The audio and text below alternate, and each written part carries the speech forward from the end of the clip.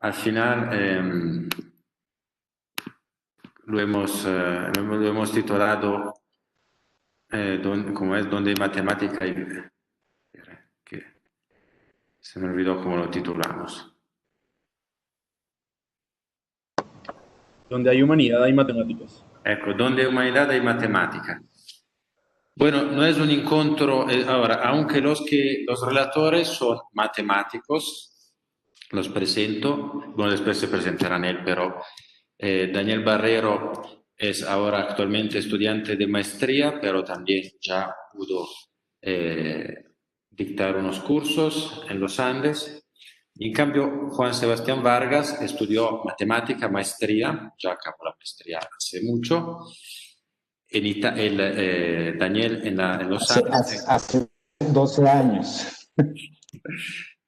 En cambio, Juan Sebastián terminó la maestría en Italia, en la Universidad de Pisa.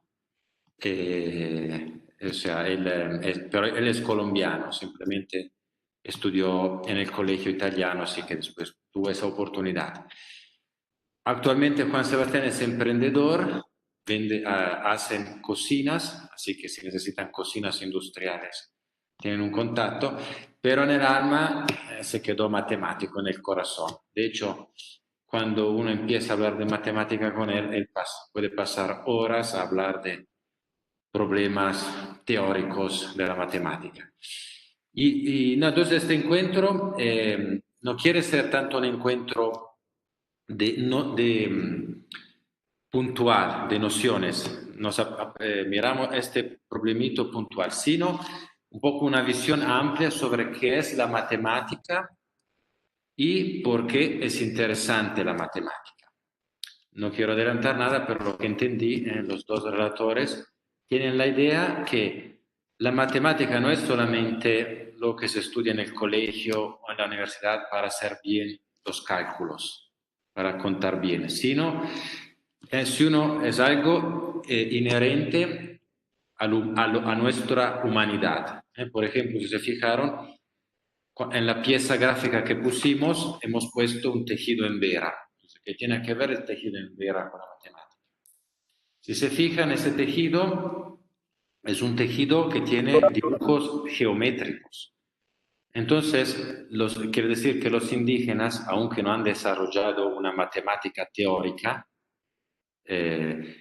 utilizan una matemática, una geometría, ¿no? Para hacer sus tejidos, de una forma que no es la forma científica a la que nosotros estamos acostumbrados. Pero la matemática, hay varias formas para, digamos, vivir la matemática. Entonces, cualquier cultura utiliza la matemática, hasta los indígenas. En cambio, uno está acostumbrado desde lo alto de la ciencia occidental como a casi a menospreciar las culturas que no desarrollan ciencias o matemáticas con la forma con la que estamos acostumbrados, pero esto, por ejemplo, esa charla de hoy va a ser muy iluminadora. Entonces yo ya dejo la palabra a Daniel, si no me equivoco, y lo escuchamos con mucho gusto. Al final el encuentro lo estamos grabando. Después pararemos la grabación y después que hemos parado la grabación habrá una parte final donde de preguntas libres. Entonces ahora, por ahora damos la palabra a Daniel. Bien, muchas gracias. Entonces, voy a empezar a compartir mis diapositivas. Les agradezco que me confirmen si las pueden ver. Entonces, ya les digo. ¿Ven las diapositivas? Sí. Ok. Gracias. Muy bien. Entonces, mi nombre es Daniel Barrero. Carlos ya me introdujo, entonces no hace falta decir más. Quiero decir que me honra mucho su presencia. Me alegra mucho ver a tantas personas conocidas que se animaron a venir y por supuesto también a los desconocidos. Me alegra mucho que esta charla haya atraído a gente de diversa índole. Bien, Entonces, pues el título, digamos, básicamente mis diapositivas intentarán justificar este título. Ok, antes de empezar, quiero hacer un pequeño descargo de responsabilidades, y es que yo no soy antropólogo, yo no soy historiador, yo soy matemático, simplemente soy aficionado a la historia y a las culturas antiguas, y pues en particular a la historia de las matemáticas. Entonces, estas diapositivas que hice salen de ese interés. El alcance igual es muy limitado, ¿sí? Entonces, quiero, digamos, aclarar eso. Muy bien, ahora sí, quiero empezar. Entonces, eh, comienzo por proponer que nos ubiquemos en los zapatos de humanos muy antiguos, gente que vivió hace 20.000 años, por ejemplo. Estas personas tenían una ventaja con respecto a nosotros, y es que a la noche, pues no tenían la posibilidad de ver Netflix o matar el tiempo consumiendo algún tipo de entretenimiento. En cambio, en la noche se les presentaba el cielo nocturno con un montón de interrogantes. Y pues como el ser humano es naturalmente curioso e inteligente, pues digamos que nace naturalmente una búsqueda por entender un poco qué sucede, ver qué se puede comprender y por qué no, tal vez sacar algún beneficio, como por ejemplo predecir alguna cosecha o algún eclipse, cosas muy comunes. A la derecha puse un esquema de, digamos, la idea sobre la cual se basa la cartografía estelar en la mayoría de culturas antiguas. La razón por la que la pongo es que antiguamente las matemáticas no eran para nada independientes de la astronomía. El desarrollo de la matemática estuvo íntimamente ligado a la astronomía durante mucho tiempo. Entonces, como para señalar eso y tenerlo presente. Este esquema, digamos, de pensar la Tierra ubicada en una esfera celeste y teniendo la eclíptica y el ecuador celeste como ejes ordenados, permitía, digamos, trazar y ubicar cuerpos celestes en el cielo. Ok, cosa que por muchas culturas. Entonces, el primer acontecimiento que quiero mencionar es el acontecimiento de Karnak, que está datado de entre 5.000 y 4.000 años antes de Cristo, y es básicamente un montón de alineamientos de piedra, que son piedras enormes y pesadas, que fueron llevadas hasta ese sitio a propósito. Es decir, estas personas antiguas se tomaron la molestia de cargar esos megalitos hasta ese sitio. Alguna cosa les interesaba hacer. Y entonces, de esas formaciones que estas personas hicieron, en el que me quiero enfocar es en el llamado Triángulo de la Concepción. Entonces, en el Triángulo de la Concepción consiste en un alineamiento de 3 piedras. La piedra de la izquierda la voy a llamar la piedra erguida, la piedra de la mitad le voy a llamar la puerta, y la piedra de la derecha la llamaré la piedra acostada. La piedra erguida es fálica, ¿cierto? Y está de y está puesta con una intencionalidad con respecto a la sombra del sol. En la puerta son 2 piedras en arco y describe una figura femenina, vaginal, ¿no es cierto? Y la piedra acostada, cuando se le mira con detalle, se ve que ha sido intervenida para darle la forma de una mujer embarazada acostada en el suelo. Entonces, ¿por qué esto que sucede? Entonces, ¿cuál es la relación astronómica de la ubicación de estas piedras? Lo que pasa es que en el solsticio de invierno, la ubicación de las piedras es tal que el sol hace que la sombra de la piedra erguida penetre a la puerta, ¿sí? Y pues digo la palabra penetrar a propósito, dada la forma de las piedras. 9 meses después, en el equinoccio que ocurre en septiembre, el sol hace que la sombra de la piedra erguida se proyecte sobre la piedra acostada. Entonces, claramente relatando el ciclo de fertilidad y nacimiento humano. Entonces, y digamos que esto de por sí es muy importante. El que esto es posible es gracias a la latitud fuertemente. En otras latitudes, el mismo alineamiento de piedras no logra proyectar las sombras en este patrón. Y digamos, y algo más notable aún es lo siguiente. Estas tres piedras están ubicadas en un triángulo rectángulo. Este triángulo rectángulo es un triángulo 4-5, en el sentido que los lados están en proporciones enteras los unos con otros. Estos son especiales. Los voy a llamar en esta charla triángulos pitagóricos. Son especiales porque si yo tomo un triángulo rectángulo cualquiera y determino números enteros para la longitud de sus catetos, la hipotenusa en general va a tener una longitud irracional, ¿sí? Pero para algunos triángulos especiales ocurre que las proporciones como en este triángulo. De hecho, estos triángulos, todos los que están dibujados, los otros tienen otros significados que no menciono, todos son triángulos pitagóricos, ¿sí? Entonces, digamos que esto claramente muestra que estas personas no estaban improvisando, ¿sí? Y que algo sabían. Y les digo, pues este sitio es antiquísimo. Entonces, acá, digamos, o sea, que acá es la matemática, ¿sí? La trigonometría en particular, íntimamente ligada a la concepción del hombre sobre sí mismo, porque el hombre se interesó en expresar, en manifestar un patrón íntimamente ligado a su ciclo de vida.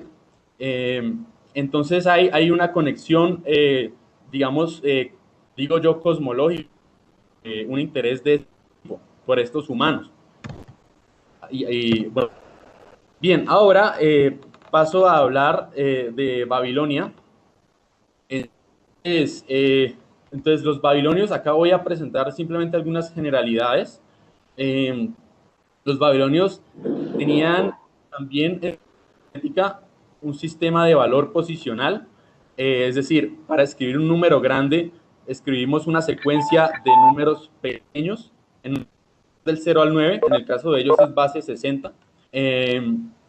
Entonces, ellos sabían calcular raíces cuadradas, tenían algoritmos para ello, muy interesantes, y por ejemplo, claramente conocían el teorema de Pitágoras, ¿sí? De hecho, esta tablilla que está en la mitad de los babilonios se puede saber mucho porque ellos todo lo grababan en arcilla, y esa arcilla cocinada pues se puede preservar en el tiempo. Eso no sucede con cosas escritas en papel. Entonces, gracias a eso los podemos entender un poco. Y esta tablilla de lo que está llena es de ternas pitagóricas. Está llena de longitudes de triángulos, de estos triángulos especiales que les describí. Entonces ellos de hecho entendían esto bastante bien. Y acá quiero mencionar brevemente en qué consistía la educación matemática en Babilonia. Entonces, en las llamadas escuelas de escribas, digamos, se iban a formar la gente que iba a trabajar para el gobierno o para comerciantes. Entonces, cómo funcionaba esta educación es que, digamos, un profesor, digamos, todo esto es especulativo, pero no es descabellado, presentaba un algoritmo básico, porque hay tablillas que simplemente plantean un algoritmo básico, ¿sí? Es el punto de partida para que después los estudiantes resuelvan ejercicios más complicados y puestos ya en contextos muy frecuentemente de economía y construcción, ¿sí? Entonces están los algoritmos de partida y están también las tablillas que tienen consignados los problemas más elaborados donde el estudiante debe ingeniárselas para resolver ese problema cuantitativo. Así aprendían. Y ese mecanismo lo menciono por la siguiente diapositiva. Entonces, que viene de cuando los babilonios empezaron a desarrollar sus matemáticas más sofisticadas. Entonces, a lo largo de la historia de Babilonia, digamos desde la antigüedad, ellos empezaron a consignar las posiciones de cuerpos celestes de interés. Entonces ahí ellos llevaban tablas de datos. Durante muchos años la posición, por ejemplo, de Júpiter. Y entonces tenían esta cantidad de información, pero fue hasta más la Babilonia más tardía, ya cuando, por ejemplo, Grecia estaba ya floreciendo y eso, la Babilonia más tardía, donde aparecen matemáticas sofisticadas. Y, por ejemplo, esta tablilla que está en la mitad, la tablilla que está en la mitad es una de estas tablillas que plantean un algoritmo base. El algoritmo base que enseña a hacer esta tablilla es que la tablilla enseña a aproximar el área bajo una curva mediante trapezoides. Y he usado este procedimiento era para calcular, por ejemplo, la posición de Júpiter con respecto a la eclíptica. Lo que ellos hacían era tenían una gráfica de la velocidad de desplazamiento de Júpiter con respecto al tiempo y aproximaban el área bajo la curva y con ello estimaban la posición, porque por el teorema fundamental del cálculo, si yo integro la velocidad, voy a obtener la posición. Entonces, de nuevo, pues esta gente algo sabía. Y acá pongo una pequeña curiosidad, que al parecer también ellos desarrollaron una especie de análisis de Fourier primitivo. Esto es una curiosidad matemática que si a alguien le interesa, más adelante puedo detallar. Bien. Acabé de mencionar a Babilonia y digamos, de nuevo, lo que yo quiero resaltar es que aparece el desarrollo de matemáticas altamente sofisticadas con un interés hacia algo más trascendente, porque la razón por la que ellos querían predecir el movimiento de estos planetas, por ejemplo, era que representaban a dioses a los que ellos les adjudicaban mucha importancia. Venus representaba a Ishtar, que está aquí retratada de abajo, y Júpiter a Marduk, que era como el dios jefe. Entonces, este motivo más profundo, tal vez más cosmológico, motivó también el desarrollo de matemáticas bastante sofisticadas en esta cultura. Bien, y ahora quiero mencionar a Grecia.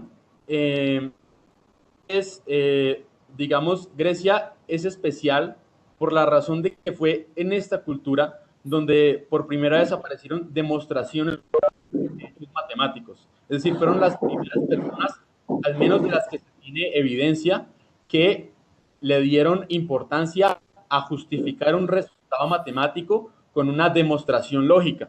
Y pues la primera persona a la que esto se le atribuye es a Tales de Mileto. La pregunta de por qué diablos fueron los griegos los primeros en decidir que había que demostrar las cosas, me parece una pregunta interesantísima y yo tengo una hipótesis geográfica que, digamos, puedo hablar si a alguien le interesa cuando, digamos, estemos en las preguntas. En esta diapositiva, simplemente matemáticos destacados griegos. Entonces, pues, digamos, arriba a la izquierda está Arquitas, pero de Pitágoras, muy prolífico. A la derecha arriba está Apolonio, que desarrolló las cónicas. Abajo a la izquierda está Euclides, ¿sí? Pues el libro de elementos de Euclides, que es el libro más importante de matemáticas en la historia. Y acá a la derecha está Arquímedes, retratado en la medalla Fields, que es un premio muy prestigioso en matemáticas. Entonces, bueno, esto hay curiosidades.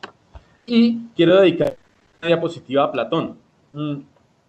La razón es que, a pesar de que Platón fue destacado sobre todo en el personaje muy influyente y también influyó en las matemáticas, porque él le daba mucho peso a aprender matemáticas como manera de educar el razonamiento e incluso el espíritu. Esta cita que está arriba es de la República y pues dice, lee, estudiar aritmética acerca del alma, la esencia y la verdad, estudiar geometría facilita la comprensión de la idea del bien. Entonces, como vemos, digamos, le da un gran a esto y gran parte de la formación en su academia consistía en estudiar matemáticas. Eh, como tal, estudió con, con personajes muy sobresalientes como Teodoro y Arquitas. Arquitas lo mencioné antes. Teodoro fue un griego que estudió los números irracionales. Un impacto un impacto a largo plazo que tuvo importante fue el de popularizar problemas clásicos a los que no se les acabó de dar respuesta sino hasta el siglo XIX. Entonces como que planteó trabajo para harto tiempo y estudiantes de él acabaron por dedicarse a las matemáticas, no necesariamente a la filosofía, sino que después de estudiar con él, pues fueron matemáticos y ya. Acá menciono a Eudoxo con una curiosidad matemática para los interesados después, y es que él de hecho planteó una construcción de los números reales completamente análoga a los cortes de Dedekind, ¿sí? Entonces la idea de Dedekind en realidad es literalmente lo que planteó Eudoxo. Lo que pasa es que él no probó la propiedad del supremo. Y Menecmo, otro estudiante de Platón, pues utilizó un método bastante ingenioso, usar cónicas para doblar el cubo, que era uno de los 3 problemas clásicos. Ok. Y entonces, acá digamos, o sea, los griegos obviamente son especiales por muchas razones, pero digamos que quiero notar que acá se pudo desarrollar vastamente las matemáticas, digo yo también gracias a que se logró purificar el interés por ellas. O sea, en Grecia fue posible que estuviera justificado entender más a las matemáticas por su propio valor, no por quererlas usar para algo, ¿sí? Y digamos que esto sigue siendo motor de mucho desarrollo, de mucho conocimiento, pues en las matemáticas investigativas que tantas personas hacen hoy en día. Por ejemplo, yo aspiro a hacer. Entonces, eso. Entonces, digamos que acá las matemáticas de nuevo aparecen como un espacio para explorar algo un poco, algo más trascendente, como en las culturas anteriores. Ok. Ya llego a mi última diapositiva, que pues ese es supremamente importante.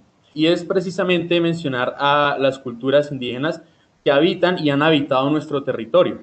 Entonces, uno podría estar tentado a que, como uno no puede decir que ellos probaron ciertos teoremas o tuvieron un sistema numérico elegante o algo así, no podemos pretender que estuvieron desprovistos de gusto matemático.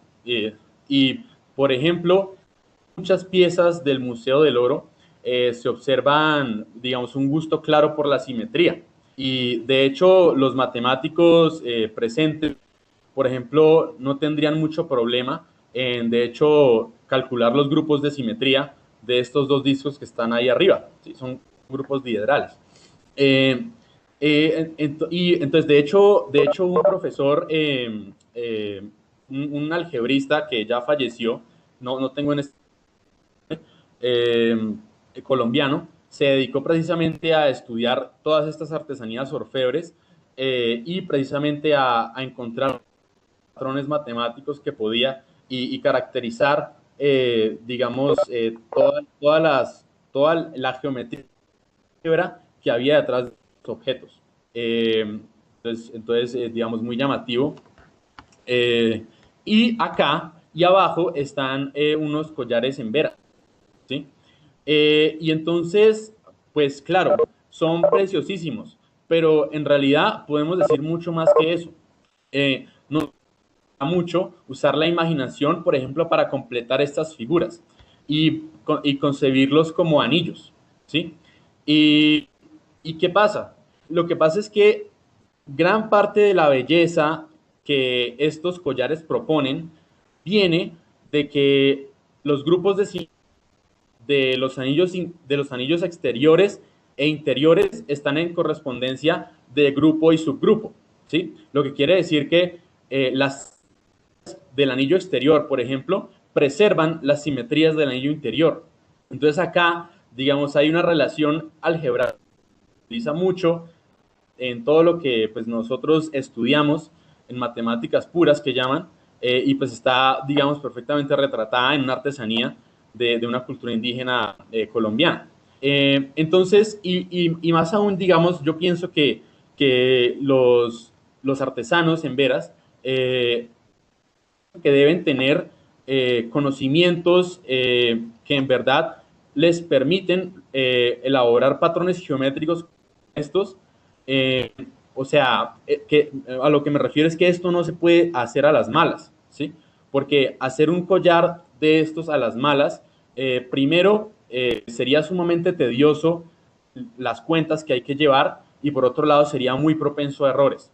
Entonces, de nuevo, para lograr estos patrones con ellos y que incluso matemáticamente dicientes y significativos, porque podemos decir qué es lo que está pasando, deben haber alguna cosa en lo que ellos saben que en verdad estoy seguro que es un mundo por descubrir y por eso invito a personas a que se interesen por estudiar a los emberas en particular, porque digamos, ellos viven hoy y están haciendo estas cosas hoy. ¿Sí? Entonces, bueno, eso es lo que les quería contar. Muchas gracias por su atención. Muchas gracias, Daniel. Después habrá espacio para preguntas. Eh, de lo que dijo, subrayo solamente esto. Dijo a Daniel, deja de compartir la pantalla, porfa, que si no yo... Eso. Eh, y mientras pasa a Juanse el mando de la reunión, así. No, eso que subrayo esto, ¿no? Dice, el interés hacia algo más trascendiente, o sea, ver cómo la matemática nace del deseo de buscar algo grande en la vida, ¿no? De ir más allá. O sea, la matemática no sirve, no nace simplemente para poder comprar las melas o los mangos, ¿no? En el supermercado. Nace por un deseo de algo más grande, más trascendente, algo más bello, ¿no? Como decía Platón, ¿no? La matemática sirve para conocer la belleza y también, no sé, esto, los collares en veras muestran. La belleza que al final todos buscamos en la vida, en nuestra vida. Entonces ahora, bueno, dejo la palabra a Juanse. Bien, buenas tardes a todos. Voy a compartir mi pantalla. Eh, espero que vean. Sí, Sí, perfecto. me dicen, ok, bien. Bueno, primero que todo, bueno, yo quería agradecer a Carlos y a Daniel porque en este momento, bueno, muy particular para todo el mundo, ¿no? Para todo el planeta. Pues con esta propuesta y las charlas que hemos tenido, en realidad ha sucedido algo muy, muy interesante que retoma un poco el título, ¿no? El título de este encuentro se llama, dice, donde hay humanidad hay matemáticas. Y pues lo que me sucedió a mí es que hablando de matemáticas, retomé mi humanidad, ¿sí? ¿Por qué? Porque quizás preocupado, muy preocupado por la situación que estamos viviendo, por las responsabilidades sociales, humanas que tenemos, eh, se me está olvidando del deseo grande que tengo de verdad, ¿sí? Y a charlar con Daniel para preparar este encuentro me hizo recordar que yo estoy hecho para algo más grande, ¿no? No solo para preocuparme o para, eh, como para gastar mi tiempo en el miedo, ¿sí? Entonces, pues quiero agradecerles a los dos por esto, gracias a la universidad que nos ha invitado. Empiezo de una vez con una diapositiva, pues un texto un poquito largo, pero es muy interesante, que quiere empezar a como a responder como a profundizar en esta afirmación, ¿sí?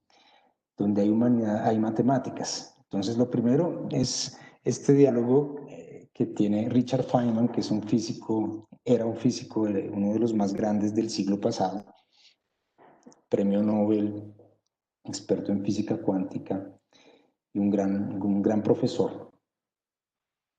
Dice él, tengo un amigo artista que suele adoptar una postura con la que yo no estoy muy de acuerdo. Él sostiene una flor y dice, mira qué bonita es.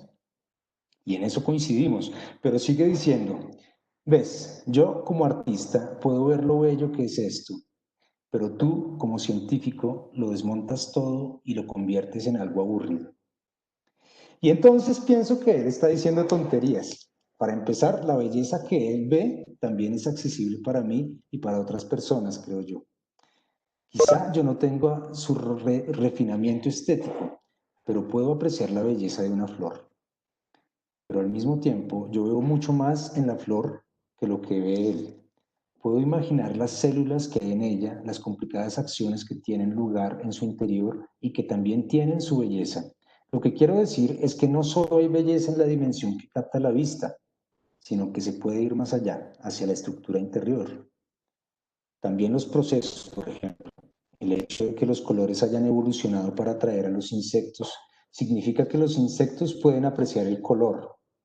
Y entonces se crea la pregunta, ¿el sentido de la estética también lo tienen las formas de vida menores de la naturaleza? ¿Por qué razón les resulta estético? Toda clase de interesantes cuestiones de la ciencia que no hacen sino sumarle misterio e interés a la impresión que deja una simple flor. Y no entiendo cómo podrían restárselo. Entonces esto es lo primero, ¿no? Que a veces nosotros pues vivimos un poco de divisiones como la que propone este artista, ¿no?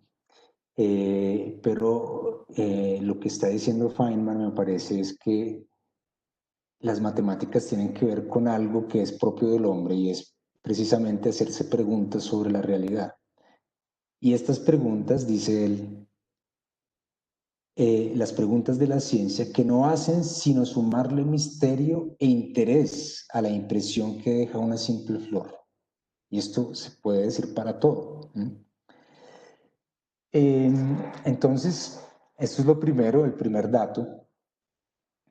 Después, yo quiero como un poco profundizar esta cuestión. Entonces, pues yo no quiero decir que son las matemáticas, porque además, bueno, si Daniel decía que no es un histórico, no es un antropólogo, yo soy todavía más profano. Hace ya 12 años que no estoy en la academia, pero me interesa mucho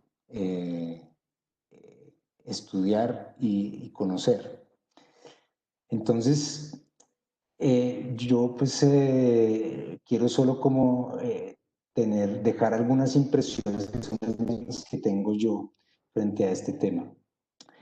Bueno, por ejemplo, Galileo Galilei es bueno, un científico, uno de los primeros científicos modernos, uno de los que empezó a utilizar el método experimental en la ciencia, y decía esto, la filosofía, que pues en esa época quería decir el conocimiento de la verdad, ¿no? La ciencia de la naturaleza, está, perdón, que, bueno, está escrita, perdón, que es que no logro quitar este cosito. Bueno. Está escrita en este grandísimo libro que continuamente está abierto,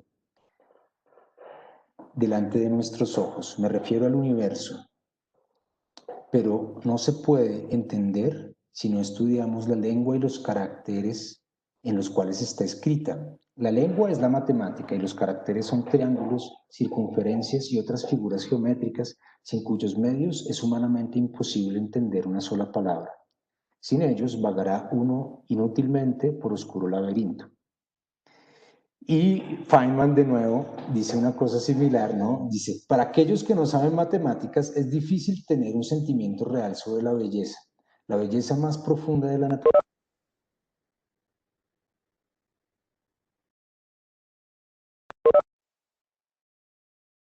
Habla. Bueno, yo creo que aquí con respecto a estas dos frases, pues hay una cosa que siempre me ha impresionado a mí, y es que pues, la matemática es una estructura, ¿no? Una estructura de nuestra razón, ¿sí? Y resulta que con gran sorpresa, esta estructura de nuestra razón nos es fundamental para poder entender la estructura de la naturaleza.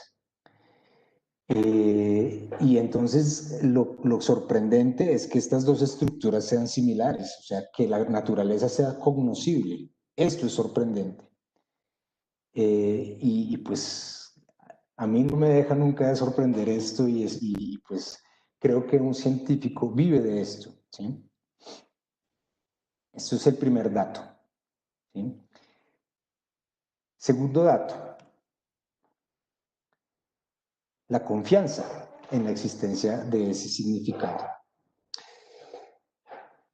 Ahí, bueno, aquí Einstein decía una cosa muy interesante precisamente sobre esto. Decía que nunca he encontrado una expresión mejor para lo religioso que esta confianza en la naturaleza racional de la realidad y su particular accesibilidad a la mente humana. Donde falta tal confianza, la ciencia degenera en un proceso sin inspiración. ¿Sí? Entonces nosotros, queriendo conocer la naturaleza, nos hacemos preguntas, ¿sí? Pero no nos hacemos preguntas así como por perder el tiempo, me parece, ¿no? Nos hacemos preguntas porque tenemos confianza en que esas preguntas tienen una respuesta. Eso es una cosa humana. Entonces, de nuevo aquí, me parece muy importante subrayar esto, porque, de nuevo, donde hay humanidad hay matemáticas, ¿sí? Y añado aquí, pues con esta cuestión sobre la verdad, ¿no? Daniel nos decía que los griegos fueron los primeros en introducir el método de la demostración en matemáticas, ¿no? La demostración no es otra cosa que una manera de estar seguros de que algo es verdadero. Entonces, la demostración implica que una búsqueda de la verdad, ¿sí? Y este método de la demostración, que es único en las ciencias, porque las otras ciencias no tienen este método pues, para llegar a un resultado cierto, también genera algo que es inusual en las ciencias. Y es que en la historia de las matemáticas no se ha desechado nada, ¿sí? Aquí dice Claudio Giorgi, que es un matemático italiano que tuve el gusto de conocer. Dice, a diferencia de otras ciencias, la estructura del conocimiento matemático sigue construyéndose sobre los mismos cimientos que establecieron los griegos y los árabes. Nunca se ha desechado nada en su historia. Esto es bellísimo, ¿sí? Bien, pero bueno, aquí yo también me pregunto, bueno, observo dos cosas, ¿no? Que, digamos, esta confianza en encontrar el significado a veces puede degenerar, ¿no? en una pretensión, ¿no? del hombre, en esta pretensión de encajar en lo que uno ya ha entendido otros fenómenos que quizás no cumplen con las mismas características. Esto pues yo lo llamo cientificismo. Pues este cientificismo es lejano a la ciencia, ¿sí? La ciencia, el científico, depende del dato. El dato es fundamental, ¿no? Y mientras que el cientificismo es como un fanatismo, una exageración de esta capacidad de conocimiento que tiene el hombre, ¿sí? Entonces, bueno, es una alerta que también me pongo hacia mí mismo porque muchas veces mi trabajo, que no, pues no es un trabajo estrictamente científico, yo trabajo en una empresa, yo cometo este error, ¿sí? Es una tentación humana, ¿sí? Pero lo segundo que quiero decir es que en este momento tan duro, tan dramático de la humanidad, decir pues como afirmar esta confianza en la existencia de un significado puede parecer algo como absurdo, ¿no? Porque realmente la pregunta sobre el sentido que tiene esta pandemia, ¿no?, que estamos viviendo todos, es una pregunta que todavía, pues, creo no ha tenido una respuesta. Al menos yo no he logrado tener una respuesta sobre el sentido del drama, ¿no?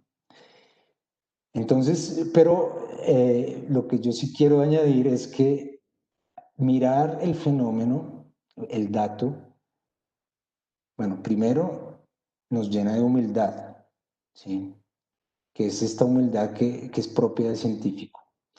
Este momento histórico creo que al menos nos ha regalado esto, que es la humildad, ¿no? Y segundo,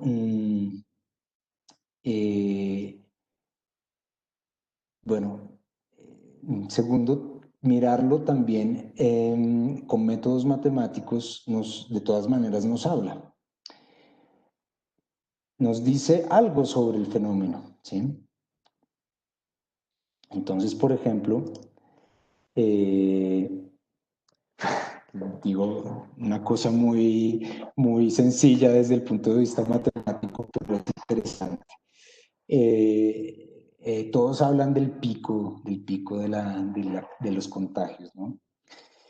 Pues si uno mira, primero ya mirar este gráfico es mirar la historia del hombre dentro del conocimiento, porque este gráfico es fruto de una invención humana, de Cartesio, que pues, tuvo la idea de poner en dos coordenadas numéricos, ¿sí? Y entonces ver una curva de una evolución, que es la evolución del crecimiento de los contagios, que es el crecimiento acumulativo de los contagios. Y esta curva, pues, que, bueno, se ve un poquito la curva, que es los casos nuevos a lo largo del tiempo. Esta curva es acumulativa, estos son los casos nuevos. Entonces, el pico, pues, es en los casos nuevos, ¿sí? Que fue precisamente el pasado 19 de agosto, con más o menos unos 13.000 casos. Ahora ya estamos, me parece que alrededor de los 7.000 casos nuevos cada día. Y por eso, pues, se puede decir que pasamos el pico, al menos el primer pico, ¿sí? Pero bueno, para los que han estudiado ya cálculo, saben que en el gráfico de arriba, este pico corresponde a un punto de inflexión de la curva.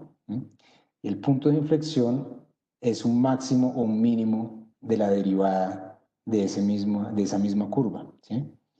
Entonces es una pequeña anotación, pero es importante. ¿Por qué? Porque hasta estas cosas pueden generar polémicas inútiles, ¿no? Les dejo ver este diálogo que me mandó mi esposa por Twitter. Entonces, dice una persona, bueno, lamento disentir de la alcaldesa Claudia López cuando afirma que ya superamos el primer pico de la pandemia, que en noviembre habrá un nuevo pico. No, alcaldesa, ni siquiera hemos superado el primer pico de contagio, porque probablemente esta persona estaba mirando este gráfico y efectivamente aquí no hay ningún pico, ¿sí? El pico es el de la derivada. Y entonces le contesta a alguien un poquito mal, ¿no? ¿Cómo carajos va a bajar una curva de casos acumulados? Tiene razón, aquí estamos solo sumando, ¿no? Bueno, entonces podemos ver que este deseo de conocer la verdad se aplica también a cosas como pues, lo que estamos viviendo, ¿no? Bien. Pero hay otro hecho que quiero subrayar en cuanto pues que tiene que ver con el hecho que donde hay humanidad hay matemáticas. Pues que tiene que ver con esto, con la verdad y la libertad, ¿sí? ¿Las matemáticas se descubren o se inventan? Le preguntaron al matemático italiano más famoso de finales del siglo XX, que es Ennio de Giorgi. Él respondió así: los enunciados de las matemáticas, teoremas, lemas, corolarios, solo pueden descubrirse, ya que son verdades inmutables, son como las reglas, ¿no?, de una estructura. Pero las pruebas de tales enunciados, por otro lado, son una invención de la libertad humana, una elección del camino para pasar de la hipótesis a la tesis, ¿sí? Esto es muy bello, me parece. La libertad y la verdad. La verdad es como la meta, ¿no? La libertad es el camino. Y pues buscando un poco ejemplos sobre esto, me encontré con una muy interesante, bueno, en esta página de internet que pueden copiar, la dejo ahí un poco. Está, bueno, un poco la historia del teorema de Pitágoras, que pues ya un poco Daniel habló de él, y además las demostraciones posibles del teorema de Pitágoras. En este momento hay 122 demostraciones posibles en esta página de internet. Les muestro un poquito para que... Entonces, ¿no?, la primera, segunda, tercera, ta, ta, ta, ta, ta, ta, ta. O sea, ¿cuántos intentos de la libertad del hombre para poder estar seguros de que algo es verdadero? ¿Sí? 122. Aquí pues está en un archivo separado, bueno. Y, ¿qué es este, no? Esto es bellísimo, pues, y esto también es humano, la libertad, ¿sí? Bien, entonces pues ahora quería como contarles una historia de un hombre, de una persona, una historia de un camino, ¿sí?, que precisamente testimonia esto que pues he tratado de decir. Muy interesante porque, bueno, Maurice Cornelis Escher es un ilustrador neerlandés del siglo pasado, muy famoso. Bueno, leyendo un poquito su historia, él dice que en el colegio tenía malas notas, malísimas notas en álgebra, matemáticas en general. El papá lo obligó a estudiar arquitectura y abandonó los estudios en la universidad. Y después se dedicó a hacer ilustraciones, dominó las técnicas del grabado, bueno, hacía arte, ¿sí? Y pues a un cierto punto, en los años 30, estuvo en Italia y estuvo en España viendo varias construcciones arquitectónicas, en particular toda la construcción de Alhambra, que está en España, en Córdoba, y pues que es una construcción mozárabe, ¿sí? De la época en la que los árabes estaban en España. Y pues por ejemplo, bueno, él encontró, se fascinó, mejor dicho, se sorprendió, quedó fulminado por todos los motivos arquitectónicos geométricos que hay en los pisos, en las paredes de estas construcciones. Por ejemplo, estas baldosas que ven acá, que tienen un motivo geométrico y simétrico. Él, pues, retomando estas baldosas, por ejemplo, hizo una ilustración también con la misma simetría, pero con figuras diferentes, ¿sí? Como pueden notar. Entonces él empezó a estudiar estas simetrías de estas baldosas, ¿no? Y el producto de estos estudios, que fueron muy metódicos, dieron origen a lo que él llamó, a lo que Escher llamó los diseños periódicos, ¿sí? Y en los diseños periódicos, pues él lo que trata lo que Escher trata de estudiar y de entender es todas las maneras posibles de llenar el plano con una sola figura o con un solo motivo a través de rotaciones, traslaciones y simetrías, ¿sí? Que son las reflexiones, ¿no? Y esto pues es un problema maravilloso, es un problema matemático en realidad, ¿sí? Por ejemplo, esta es otra, a la izquierda ven estas son otras baldosas también de Alhambra. A la derecha, pues él hizo otra ilustración con las mismas simetrías. Y esto es muy interesante porque él llegó al mismo resultado, que es un resultado de las matemáticas, que es el hecho de que hay 17 grupos de simetría del plano, que son todas las maneras de llenar el plano con un mismo motivo a través de transformaciones, que son estas traslaciones, rotaciones y reflexiones, ¿sí? Estos son los 17 grupos de simetría del plano. Es un problema, además de geométrico, es un problema algebraico, ¿sí? Y otra cosa que me sorprende mucho de cómo puede ser la historia de un hombre es que esto no tiene que ver solamente con las matemáticas, sino que tiene que ver con una parte de la ciencia que es la cristalografía. Y la cristalografía pues le toma este resultado y además el resultado que se extiende al caso tridimensional, a los grupos de simetría en 3 dimensiones. ¿Por qué? Porque es muy importante para la cristalografía, porque los cristales, por definición, son cuerpos que tienen una estructura atómica exactamente como lo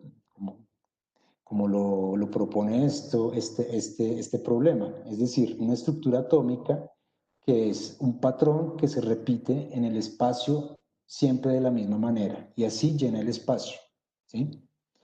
Es decir, es una manera periódica de llenar el espacio.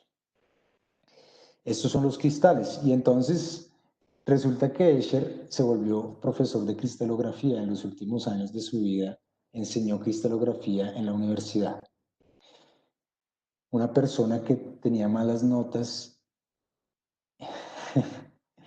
en el colegio, en matemáticas, y llegó a un resultado muy relevante, pero no solo esto, pues yo quería añadir una cosa muy bella de su trabajo, y es que uno, pues que también es un dato humano, ¿no? Uno no solamente tiene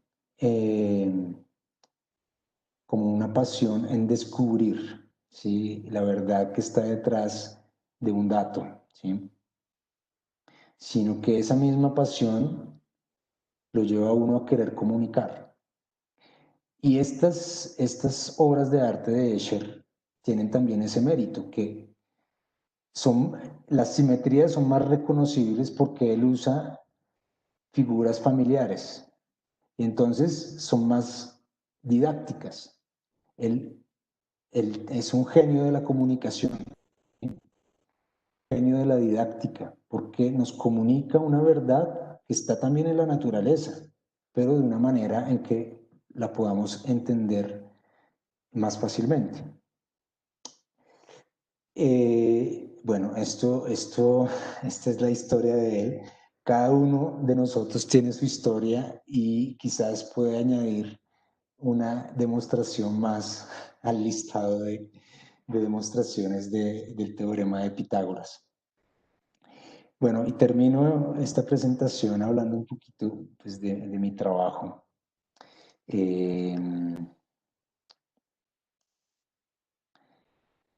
Yo, pues, bueno, Carlos les dijo un poco que yo trabajo en una empresa que vende equipos profesionales para alimentos y para cocinas profesionales, ¿sí? Y pues muchas de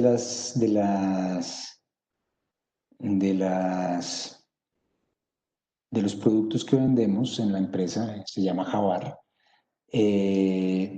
son importados, ¿sí? Entonces, un problema que tengo es que el dólar y el euro tienen consecuencias muy grandes, la evolución del dólar y el euro tienen consecuencias muy grandes en la economía de nuestra empresa, ¿sí? Entonces, pues, prácticamente aquí, estos son los datos que son públicos, además. Ustedes pueden ver, bueno, por ejemplo, estos son los datos de la evolución del euro y el dólar, y también la tasa de cambio euro-dólar pues en todos los días del año. Yo pues retomé esos datos desde el 2014 para tratar de entender un poquito, porque pues los problemas que uno tiene en la realidad le hacen a uno que preguntarse, pues, ¿no? Y bueno, entonces, pues mirando estos datos, yo pues poco a poco los describí con instrumentos matemáticos, como de nuevo un gráfico, que es una cosa que ya todos entendemos, ¿no? También, pues, por ejemplo, estos datos, bueno, yo pues, puedo sacarle una línea de tendencia, que eso se hace con un método numérico,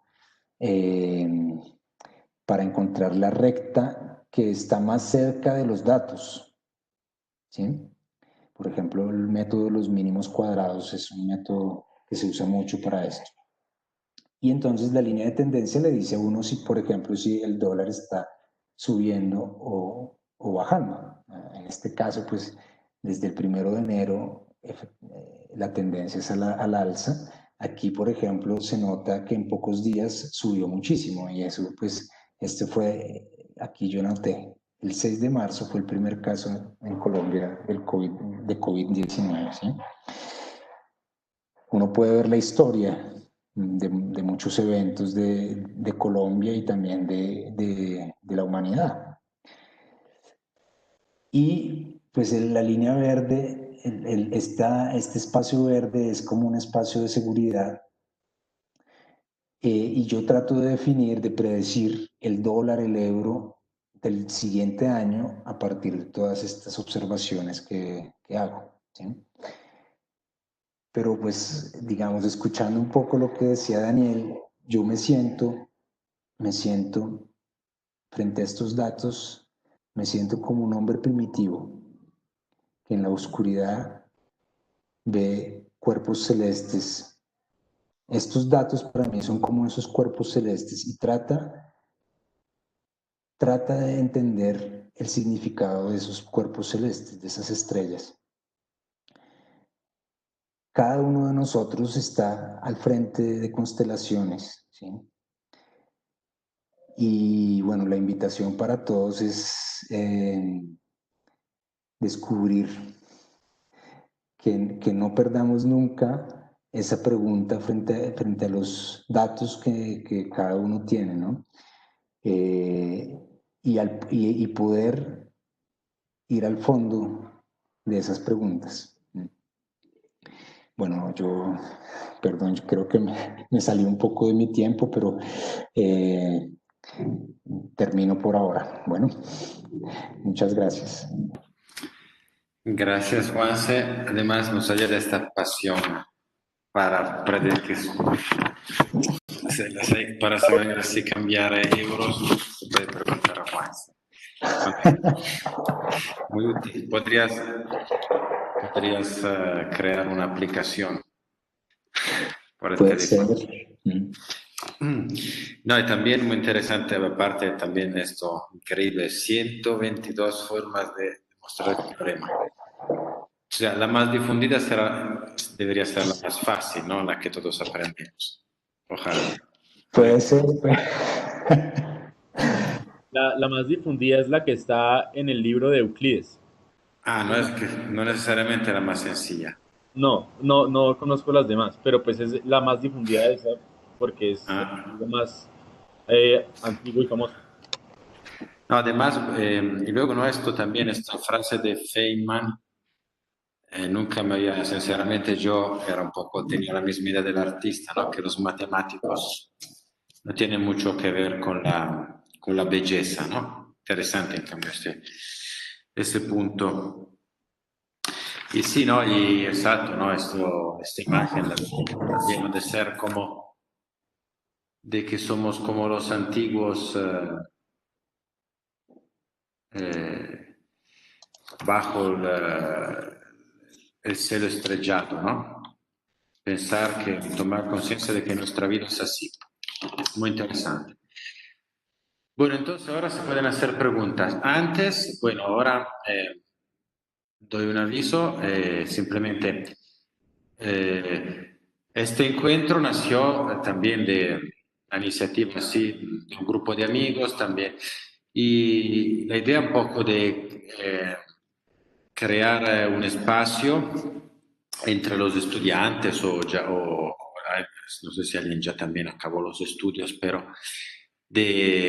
para hablar de cosas culturales, pero de esa forma, no tanto para aprender más nociones, sino para ver cómo es interesante lo que estudiamos, ¿no? Y cómo es interesante la vida. Entonces, para mantenernos en contacto, nosotros acá hemos creado un instrumento que es independiente, no tiene que ver con la universidad, porque me han dicho que en Decanatura que también la universidad tiene su centro cultural, en cambio esto es algo independiente. Hemos creado un centro cultural que se llama El Faro. Así que si alguien, por ejemplo, le interesa, quiere proponer algún encuentro o simplemente quiere seguir en contacto, no sé, por ejemplo, creamos un club que vamos para analizar los teoremas las demostraciones del teorema de Pitágoras para ver cuál es la mejor. Las ideas más absurdas, lo importante es que sean ideas que nacen para conocer algo interesante y para conocer a personas interesantes. Entonces yo le comparto acá el enlace y también hemos creado una imagen, a ver cómo se hace compartir. Así que si empiezan a seguir el grupo en Instagram antes de que acabe la reunión, porque si no se borra el chat, estamos en y cualquier idea que lo tenga para poder proponerla, bienvenida. Para conocernos, también estamos haciendo, por ejemplo, un club de lectura sobre El Señor de los Anillos. Más adelante haremos un encuentro sobre la filosofía en los videojuegos, etcétera, etcétera. No, esta imagen así no funciona. Bueno, pues ahí está el enlace. Apúntense, empiecen a seguir, así están al día de las iniciativas que vamos a crear. Algunas serán también por la universidad, otras no. Por ejemplo, tenemos también pensado un encuentro sobre el origami. Entonces ahora, bueno, acá paramos la grabación. Diana puede parar la grabación.